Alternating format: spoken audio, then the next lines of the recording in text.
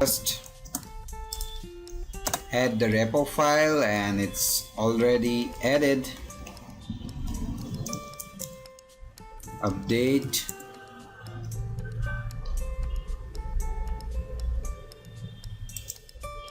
Now install it.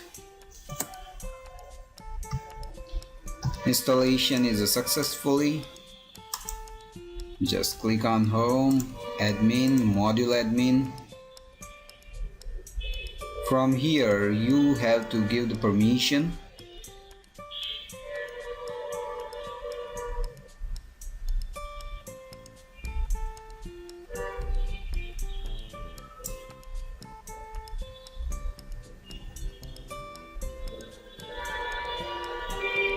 ELFileManager is here, and you have to click and save changes.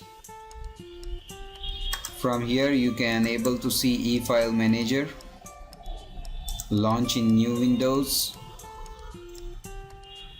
It's very easy. Here you can see public HTML, Spider.net India. So thanks for watching this video.